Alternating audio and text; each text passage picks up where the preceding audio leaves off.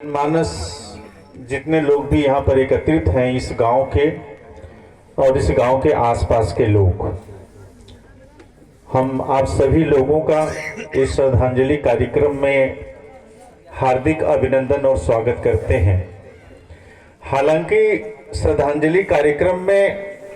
हार्दिक अभिनंदन और स्वागत शब्द बहुत औचित्यपूर्ण नहीं है दुनियावी दृष्टिकोण से, लेकिन अगर हम माने अलौकिक दृष्टिकोण से तो यह शब्द न्यायोचित भी है और इसका औचित्य भी है, क्योंकि आपके शरीर के अंदर जो चेतना है उस चेतना का मैं अभिनंदन कर रहा हूं। जो चेतना आज पूज्य बाबूजी, जिनका कि चंदौली जनपद तो ऋणी है ही है इनका, लेकिन पूर्वांचल के अलग अलग जिले और अलग अलग समाज के लोग भी पूज्य बाबूजी स्वर्गीय लालजी सिंह जी का ऋणी है, क्योंकि इनका जो महात्मा था और जो इनका व्यक्तित्व था और जो इनकी योग्यता थी और जो काबिलियत थी, निश्चित रूप से समाज के हर व्यक्ति इनसे लाभान्वित हुए हैं और हजारों नहीं लाखों लोगों के ये प्रेरणा स्रोत रहे हैं पूज्य बाबूजी लालजी सिंह जी। मैं चाहता हूं कि आप सभी तरफ से श्रद्धांजलि के लिए एक जोरदार तालियां होनी चाहिए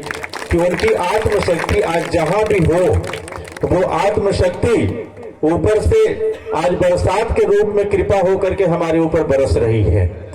अगर किसी श्रद्धांजलि कार्यक्रम में अगर बारिश होने लगे और बारिश की बूंदे और फुहारा पड़ना लगे, बारिश होना और फुहारे पड़ना दोनों में बड़ा अंतर होता है। और अगर आज फुहारा पड़ रहा है तो इसका मतलब कि पूज्य बाबूजी की जो आत्मशक्ति है वो बड़ा आह्लादित है, बड़ा प्रफुल्लित है, बहुत संतुष्ट है, बहुत खुश है, क्योंकि जिस तरीके से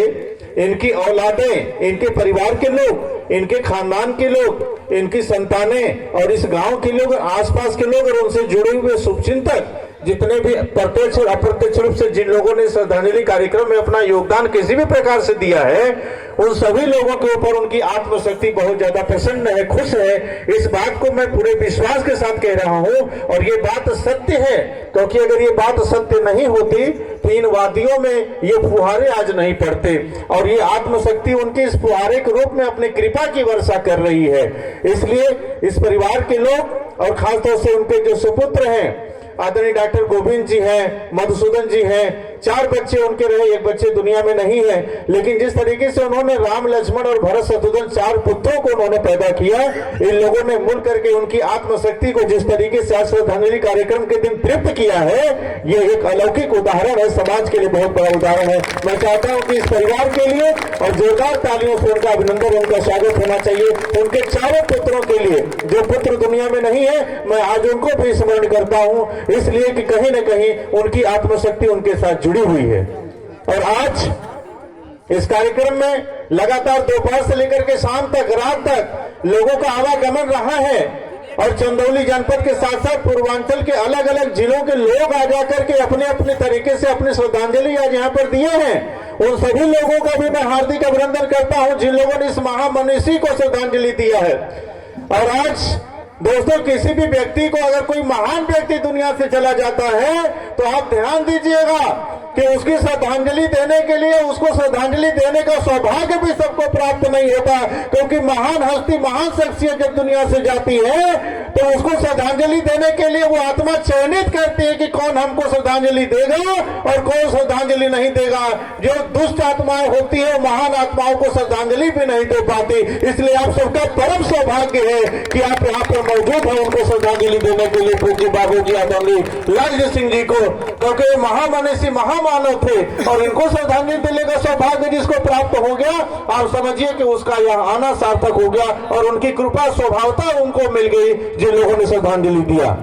और आज इस मंच पर जो हमारे कलाकार हैं, इन कलाकारों ने लगातार श्रद्धांजलि गीत दिया है, श्रद्धांजलि के रूप में उनको गाया है, उनके व्यक्तित्व को गाया, उनके व्यक्तित्व के बारे में बताया है। लगातार ये सिलसिला दोपहर से सुबह से चल रहा होगा और अभी तक अनवरत चल रहा है। तो जो कलाकार होता है वो अपनी कला की साधना से, अपनी वाणी की साधना से, अपनी रचना की साधना से जो श्रद्धांजलि देता है, ये श्रद्धांजलि बीजित होकर के जब उस महान आत्मा के पास ये आवाज पहुंचती है तो आत्मा प्रसन्न होती है और आह्लादित होकर के अपने दोनों हाथ उठा करके आशीर्वाद देते हैं इन कलाकारों को। और ये कलाकार ही ऐसे होते हैं जो विभिन्न आयोजनों पर अपने विभिन्न रचनाओं से, विभिन्न प्रकार के गीतों से, भाव भंगिमाओं से ये श्रद्धांजलि देकर के समाज में संस्कार का बीजारोपण करते हैं और आने वाले कल को आकार देते हैं। और जो आने वाले कल को आकार देता है वही कलाकार होता है। और ये कलाकार हमारे जो मंचासीन है, इन कलाकारों का भी जोरदार तालियों से अभिनंदन करिए, इनका स्वागत करिए कि इन्होंने श्रद्धांजलि दिया है।